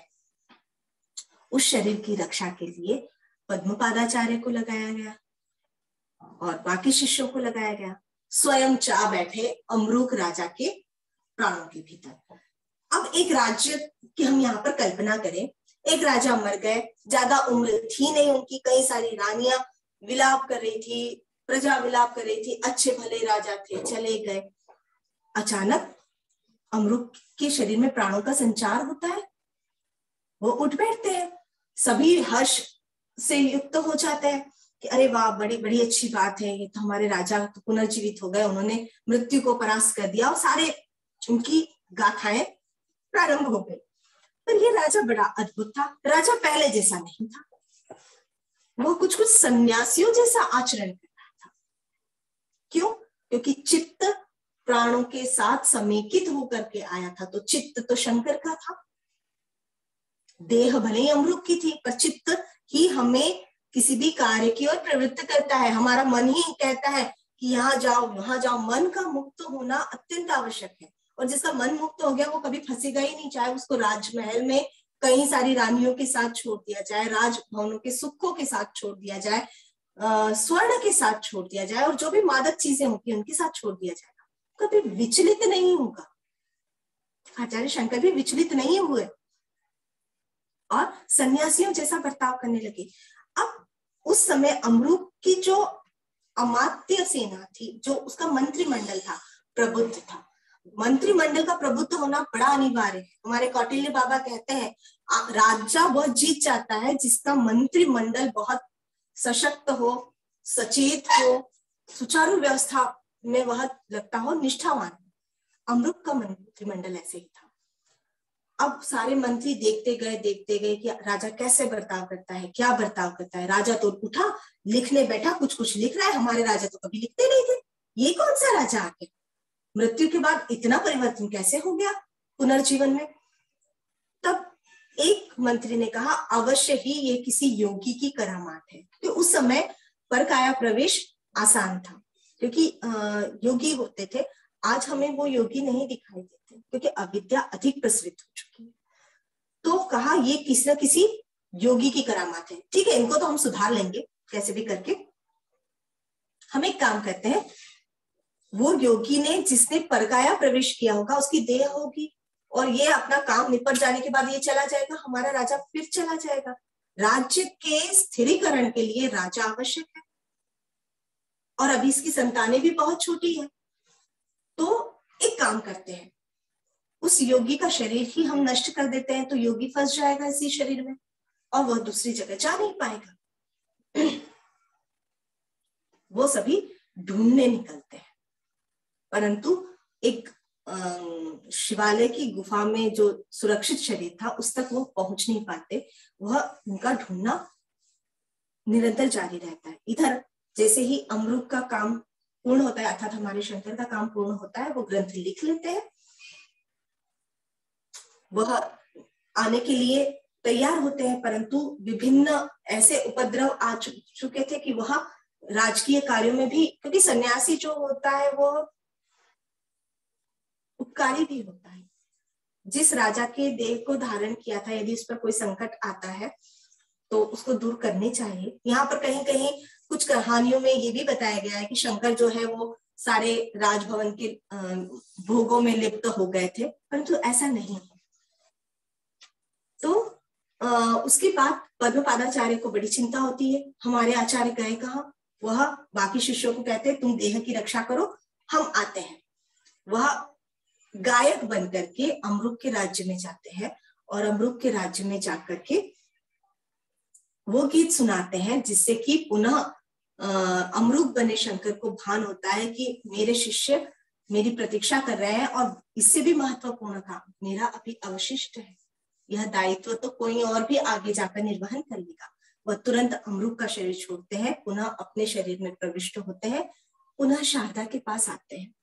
शारदा के पास आते हैं और जैसे ही उनके पास में आते हैं, अपना लिखा हुआ ग्रंथ शारदा को समर्पित करते हैं। माँ, तूने जो पूछा ना वो सब कुछ इसमें लिखा है, पढ़ ले तू। शारदा उसे देखती है, नतमस्तक होकर के कहती है कि आप तो शंकर हैं, विजय तो आपकी होनी ही थी, इतना समय दिया इसके लिए आभारी हूं। वैसे भी मेरा इस धरती पर कार्य पूर्ण हो चुका है, अब मुझे भी आज्ञा दो, क्योंकि मैं गैरिक वस्त्र में इस देह से जुड़े हुए जो मेरे पति है उनको नहीं देख सकती। वह एक मृत्यु तुल्य होता है, क्योंकि जब भी कोई संन्यास लेता है तो सबसे पहले वो अपना तर्पण करता है, अपने पिंड बनाता है, वो मृत्यु का वर्ण करता है, उसके बाद वह सन्यासी बनता है। सन्यासी होना सरल नहीं है, क्योंकि सन्यासी होने का मतलब ये नहीं है कि आप बड़ी बड़ी गाड़ियों में घूम रहे हैं, आलिशान मठों में विराजित है। जो वैभव जनसामान्य के पास नहीं, आज वो सन्यासियों के पास है। सन्यास वो नहीं है। सन्यास में सबसे पहले अपनी जो शरीर है, अपना जो देह बना हुआ है, उसका भी जीवित रहते हुए खुद ही पिंडदान करते हैं कि इस शरीर की सुविधा के लिए अब मुझे कार्य नहीं करना है, अब मैं आत्मस्वरूप हूं, आत्मनिष्ठ हूं। उस आत्मनिष्ठता के साथ अब मुझे उसी की खोज अनुसंधान में, उसी के अवबोधन के लिए कार्य करना है। शारदा ऐसे कह करके चली जाती है। ऐसा कहा जाता है कि वो आकाश मार्ग से उड़ जाती है। शांकर दिग्विजय में लिखा है कि आकाश मार्ग से उड़ जाती है और आचार्य शंकर जो है उन्हें रोकने का प्रयास करते हैं, परंतु वह कहती है कि मैं अमूर्त रूप में विद्यमान रहूंगी। तो वह हमारी जो नील सरस्वती थी, नील सरस्वती सरस्वती का एक रूप होता है। उनका एक बड़ा प्रसिद्ध स्तोत्र भी है, घोर रूपे महामाये सर्व शत्रु भयंकरी भक्तेभ्यो वरदे देवी त्राहि माम शरणागतम्। तो नील सरस्वती जागृत मंत्र है। हमारे यहाँ जितने भी विद्यार्थी हैं उनको नील सरस्वती करना चाहिए। 8 मंत्र हैं इसके, आसान भी है। और नील सरस्वती जो है अज्ञान का नाश करवाती है और शत्रुओं का भी नाश करवाती है, जो हमें ज्ञान में बाधक होते हैं। तो नील सरस्वती रूपी जो माँ शारदा थी वह पुनः अपने धाम चली जाती है, पीछे पीछे शंकर के, उनसे उम्र में बड़े पर आज्ञाकारी शिष्य के रूप में मंडन अद्वैत की ध्वजा उठा करके चल देते हैं। आचार्य बड़े कठिन है, छोटे से हैं, पर उनको सरल नहीं मानना चाहिए। कठिन आचार्य, कठिनता इसलिए क्योंकि वह पहले तोलेंगे मोलेंगे, उसके बाद कुछ करेंगे। उनको ब्रह्मचारी के रूप में कुछ दिनों तक रखते हैं, उन्हें संन्यास नहीं देते। पहले कहते हैं ब्रह्मचारी होकर उपासना करो, ये करो, वो करो, क्योंकि अभी तुम गृहस्थ को छोड़कर आए हो। अचानक संन्यास तुम्हें सिद्ध नहीं होगा। संन्यास शरीर नहीं लेता, संन्यास मन लेता है। सम्यक न्यास इति संन्यासः। जब मन हर वस्तु के प्रति अपना राग छोड़ देता है, अपना लगाव छोड़ देता है, उसी को संन्यास कहते हैं। कोई गृहस्थ होकर भी सन्यासी हो जाता है। लगाव मन का रहता है जो छूटना चाहिए। तो थोड़े दिन प्रतीक्षा की जाती है कि हमारे मंडन जो है वह सन्यासी के पात्र बन जाए, अधिकारी बन जाए। उसके बाद उन्हें सन्यास की दीक्षा देते हैं। उनको महावाक्य प्रदान किया जाता है, तत्वमसि, जिसके बारे में हम कई दिनों से सुन रहे हैं। तो तत्वमसि, वह ब्रह्म जो सच्चिदानंद है, वही तुम हो, इस शरीर में आबद्ध जीव नहीं हो। यह उपदेश दे करके उन्हें अद्वैत का ध्वजवाहक बना करके अपने साथ महिष्मती से नीचे की ओर शंकर ले जाते हैं। अब जब नीचे की ओर ले जाते हैं, तब उस समय हम लोगों ने पढ़ा था पिछले कुछ अंकों में कि अनेक मतावलंबी लोग थे। वो सारे मतावलंबी जो होते थे वह विरोध करते थे, मारने काटने हिंसक प्रवृत्ति के थे, पशु याग करते थे, मनुष्य बलि बड़ी प्रचलित थी। ऐसे दुर्गम रास्तों से आचार्य शंकर और उनकी दृढ़, जिसको कह सकते हैं शिष्य मंडली जा रही थी। शिष्य मंडली में कौन कौन हो गए थे? पद्मपादाचार्य, जिनको बनारस से पकड़ा था, त्रुटकाचार्य, जिनके बारे में हमने गिरी वाली घटना सुनी ही है, सुरेश्वराचार्य आ गए थे। 3 आचार्य तो हो गए थे, एक बच गया हस्तामलक, वो आगे जाकर उन्हें मिलेगा। 3 अच्छे बलिष्ठ आचार्यों के साथ, शिष्य मंडली के साथ आचार्य चले जा रहे हैं। गांव गांव जाते, अद्वैत का भाषण भी देते, क्योंकि 3 कार्य निरंतर चल रहे थे। ग्रंथों का प्रणयन सभी लोग कर रहे थे, स्वाध्याय तपस्या सभी आचरण कर रहे थे, और जो जो ग्राम मिल रहा था वहां अद्वैत का ज्ञान प्रदान कर रहे थे। देखिए, ज्ञान प्रदान करना सृष्टि का एक महत्वपूर्ण दायित्व होता है, जिसे ब्रह्म यज्ञ कहा जाता है। मैंने आपको कहा था कि थोड़ी देर बाद हम चर्चा करेंगे कि किस तरह से स्त्रियां वैदिक कर्मों में सहायता प्रदान करती थी। वेद में वैदिक जितने भी याग होते हैं उसमें 4 तरह के लोग होते हैं। पहला ब्रह्मा, जो अथर्ववेद का प्रतिनिधि होता है, इसी के साथ होता है ना। एक होता है उद्गाता, जो सामवेद का ऋषि होता है। प्राचीन काल में जो महिलाएं होती थी, स्त्रियां होती थी, जिन्होंने वेदों का अध्ययन किया होता था, वो सामवेद की गायिकाएं होती थी, वो उद्गाता के रूप में होती थी। आगे जाकर धीरे धीरे कोई परिवर्तन हुआ होगा, या कोई समाज में विकृति या कोई परंपरा का भिन्नत्व दिखाई दिया होगा, जिसमें ऋषिकाओं का उद्गाता पद जो है वह ऋषियों ने ले लिया बाद में। अन्यथा पहले जो भी सामवेद का गायन करती थी वह वैदिक ऋषिकाएं ही करती थी, चाहे वह ब्रह्मवादिनी हो या फिर गृहस्थ हो, परंतु सामवेद का गायन वही करती थी। इसलिए गान परंपरा आगे जाकर स्त्रियों में बहुत प्रबुद्ध रूप से हमें आज भी दिखाई देती है, क्योंकि वह गायन परंपरा उनकी सातत्य में चलती रही, लगातार चलती रही। तो यह गायन परंपरा जो थी वह स्त्रियों के अधीन थी, तो इस रूप में भी वह कार्य करती थी। साथ ही जो गुरुकुल की व्यवस्था है उस रूप में भी स्त्रियां अपना अवदान देती थी। तो धीरे धीरे स्त्रियों का जब समाज से, जिसको कह सकते हैं प्रतिभागिता कम हुई, तब समाज में कुरीतियां ज्यादा आई। यहाँ पर न मैं फेमिनिज्म की बात कर रही हूँ, न मैं उसकी, क्योंकि जितना ऋषि सत्ता का आदर है उतना ही मातृशक्ति का भी आदर है, यहाँ कोई दो राय नहीं है। अर्धनारीश्वर के रूप में समाज होता है। चूंकि महिला दिवस आ रहा है, मुझे नहीं पता कि यह कल्पना किसकी है, क्योंकि मेरे घर में कोई भी दिवस महिला से विच्छिन्न हो, महिला से युक्त न हो, ये नहीं लगता। और समाज में भी हम लोग देखते हैं कि कोई भी ऐसा नियम नहीं है जो महिला के बिना बनता।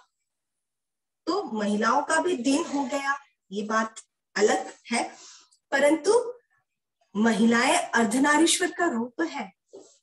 जहां पर पुरुष भाग लेता है, यदि आधे रूप में महिलाएं भी भाग ले तो समाज का संतुलन होगा। परंतु धीरे धीरे महिलाओं का जो कार्य क्षमता है उसे कम कर दिया गया, उसको भिन्न कर दिया गया। महिलाएं वस्तु के रूप में आने लगी, वह जीवित न होकर निर्जीव बनने लगी। इसमें दोष पुरुष का उतना नहीं जितना स्त्रियों का है। बहुत क्षमा के साथ, बहुत आदर के साथ कैसे आप इन ध्वजावाहक स्त्रियों की परंपरा होने के बावजूद वस्तु समझने लगी अपने आप को। आज केवल ये सुंदरता देखी जाती है ना। किसी भी स्त्री का आकलन उसके बाह्य रूप से किया जाता है। क्यों? क्या उसमें ज्ञान नहीं हो सकता? क्यों पुरुष का सौंदर्य नहीं देखा जाता? उसका ज्ञान देखा जाता है। स्त्री का भी ज्ञान देखिए, समाज की आधी समस्याओं का निराकरण हो जाएगा। वह जीवित है, उसके प्राण धड़कते हैं, उसका चित्त धड़कता है। स्त्री को समझना चाहिए कि उसका भी चित्त धड़कता है, उसमें भी स्पंदन है, उसको भी ज्ञान चाहिए। वस्तु के रूप में उसकी स्थापना नहीं होनी चाहिए। वस्तु के रूप में जब भी शक्ति की स्थापना हुई वह गलत अर्थों में जाएगी, और उसी के साथ जब गलत अर्थों में वह जाएगी तो वह नाश ही करेगी। क्योंकि हमेशा याद रखिए, स्त्री शक्ति रूपा है। शक्ति गलत हाथों में गई, शक्ति जब किन्हीं दूसरे के पास चली गई, वह उसका दुरुपयोग भी कर सकता है, सदुपयोग भी कर सकता है। पर शक्ति के पास यदि चित्त रहा, शक्ति के पास वह धारण क्षमता रही कि वह अपने आप को नियंत्रित कर सके, तो संसार का सर्वोत्कृष्ट उदाहरण वो बनेगी, जिसके उदाहरण हम लोगों ने अभी सारे लगातार देखे हैं। यदि स्त्री स्वयं को जान गई तो वह खुद को भी मुक्त करेगी, अपने साथ लगे हुए जितने भी प्राणी हैं सबको मुक्त करके रखेगी। वो उन सबको ऊर्ध्व चेता बनाएगी, सबको ज्ञानवान बनाएगी। संसार में आधी समस्याएं, आधी क्या कहें, 75 समस्याएं अज्ञान के कारण, परंतु बाह्य आवरणों में स्त्री फंस गई, छोटे छोटे लालचों में स्त्री फंस गई, फंसाई भी गई। दोनों चीजें हैं। यदि आप उनके सामने से आसमान को खाली कर दोगे, आसमान से हटा करके उनको आबद्ध कर दोगे पिंजरे में, तो फिर वो पिंजरों की जो तीलियां होती है ना, उसी में अपना भविष्य देखने लग जाएंगे।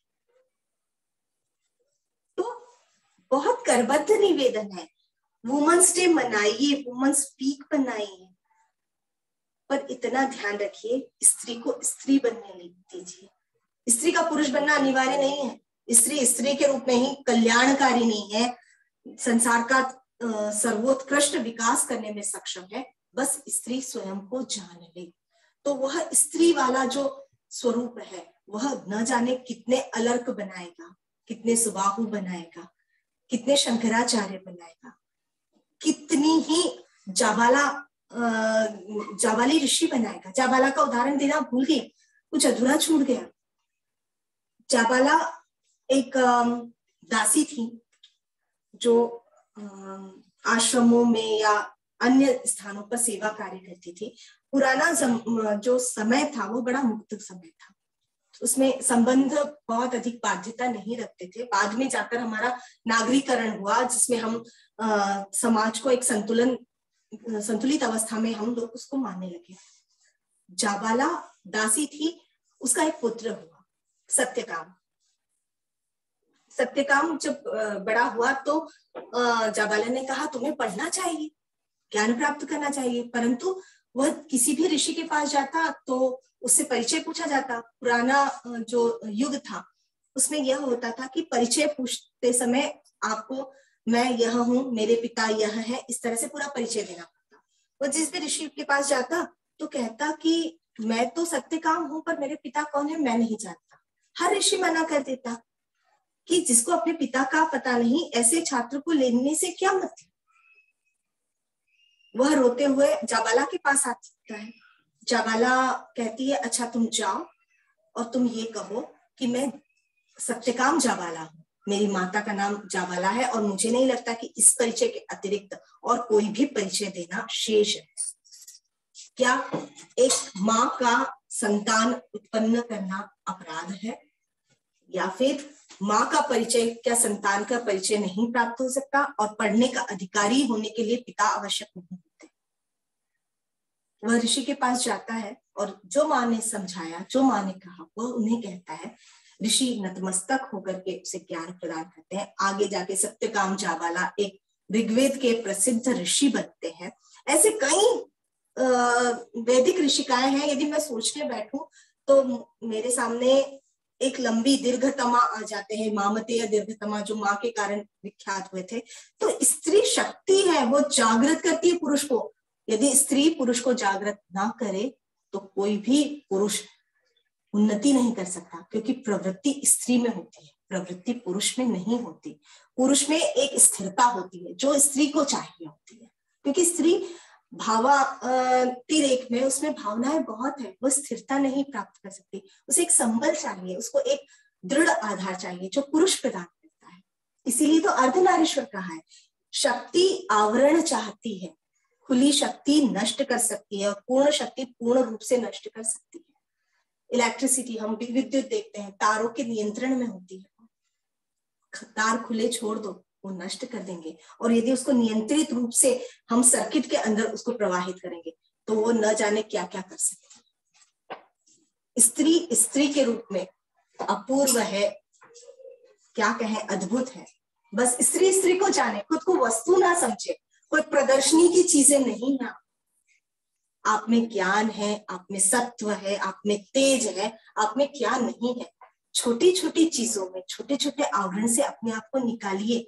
आप इन छोटी छोटी चीजों में उलझे नहीं है, तब आप समाज के लिए एक उपयोगी अंग के रूप में अपनी महती भूमिका निभाएंगे। तब कोई ये नहीं कहेगा कि ये तो औरतों का विषय है, क्योंकि संसार में ऐसा कोई भी विषय नहीं है जो औरतों का नहीं है या जो पुरुषों का नहीं है, समान रूप से दोनों का है। इसी के साथ आज का व्याख्यान मैं यहीं समाप्त करूंगी, क्योंकि इसके बाद पद्मपादाचार्य का पूरा विषय आने वाला है और इसके ही साथ हस्तामलक के रूप में एक अभूतपूर्व शिष्य भी उन्हें प्राप्त होंगे। साथ ही सौंदर्य लहरी भी आने वाली है और बहुत कुछ है शेष। तो कभी अगली बार जब बैठेंगे तब हम इसके बारे में सुविस्तृत विचार करेंगे। आप लोगों ने सुना, बहुत बहुत धन्यवाद। नमस्कार। बहुत ही उत्कृष्ट और अद्भुत आपका उद्बोधन। ज्ञान की गंगा आप बहाती हैं, ज्ञान की नर्मदा आप बहाती हैं, और कितनी ऊर्जा लगती होगी इतना निरंतर इतने समय तक बोलते चले जाना, इतने विशेष शब्दों का उपयोग करते हुए अपनी बात को कहना, और हम लोगों को समझ में आ जाए उन शब्दों का प्रयोग कर लेना। उसके लिए आपको विशेष प्रयास करने पड़ते हैं। हम सब समझते हैं इस बात को कि आप कई बार खुद से द्वंद करती हुई दिखती हैं कि मैं इसके लिए और कौन सा सरल से सरलतम शब्द उपयोग कर लूं, पर आप उसमें हर बार सफल होती हैं, बहुत अच्छा बोलती हैं और बहुत ही सरल करके हम लोगों को समझ में आए ऐसी बात करती हैं। और इस बात को आगे बढ़ाने के लिए मैं आज के आपके उद्बोधन के ऊपर शुरुआती कमेंट करने के लिए मैं एज यूजुअल मैं मणिकांत शर्मा जी को आमंत्रित करूंगा कि वे अपने विचार रखें। आदरणीय मणिकांत शर्मा जी। हमेशा की तरह मेरा ख्याल है कि ये शंकर का 8वां है, लेकिन सबसे प्रथम जो उन्होंने नदी मातृका के ऊपर अपना प्रवचन दिया था, भाषण दिया था, उस व्याख्यान को मिला के वो हमारे सामने 9वीं बार हैं। और हमेशा की तरह उन्होंने बहुत हम सबको बहुत अभिभूत किया। बहुत हम लोग बहुत चमत्कृत होते हैं हर बार उनके ज्ञान की डेप्थ से, उनके ज्ञान के भंडार से, और उनकी जो कम्युनिकेशन है संश्लिष्ट तरीके से वो सब जगह घूमती हैं, इधर जाती हैं उधर जाती हैं, और फिर जैसे वो गाने वाले और लय और ताल का जो गाने वाले का और तबले वाले का जो सम बनता है, इस तरह वो अपने प्रतिपाद्य विषय पे आके उसको सरल भी बनाती हैं, उसको सुगम भी बनाती हैं, और वो एकदम अपील करता है। मैं अपनी बात शुरू करूंगा वागम्भृणी वाक से। वागम्भृणी वाक का सूत्र जो है, अगर हम ध्यान करें तो मीनाक्षी के जो सबसे पहले उनके जो व्हाट्सएप थे, उनके अंत में वागम्भृणी वाक कोट करती थी। और कितनी सुंदर बात है कि ये हमारे वेदों के बहुत महनीय सूत्रों में से एक सूत्र है, और उसकी खासियत जो आज उन्होंने बताई कि मुक्ति की प्रथम अवधारणा जो है वो उस वाक सूत्र में अद्भुत रूप से रूपायित हुई है, सामने आई है। तो ये मुझे पता नहीं था कि ये जो प्रथम बार जो अवधारणा जिसने सामने लाए वो एक मंत्र शक्ति थी, वो एक ऋषिका थी। ये बहुत रिमार्केबल बात है। और उसी के साथ जो है याज्ञवल्क्य और मैत्रेयी का संवाद, याज्ञवल्क्य और गार्गी का संवाद जो हमें बृहदारण्यक में बहुत डिटेल में मिलता है, उसको बहुत सार संक्षेप में रूप में, लेकिन उनके जो प्रेशर पॉइंट्स हैं, उनको जो उसमें से जो ग्राह्य है या जो सब्जेक्ट से रिलेटेड है, उस रूप में इन्होंने प्रस्तुत किया। वो मैत्रेयी और याज्ञवल्क्य जो हैं वो उपनिषदिक समय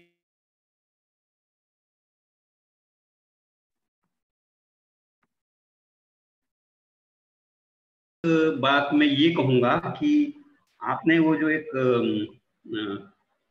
प्रकल्प शुरू किया था, जो ऐसे बच्चे, ऐसे विवाहित स्त्री पुरुष जो वो नहीं करते, तो उसमें भी ये जो बृहदारण्यक का जो उन्होंने दिया है वो एक बहुत महत्वपूर्ण उसमें रोल अदा कर सकता है, अगर हम उसको ये करें।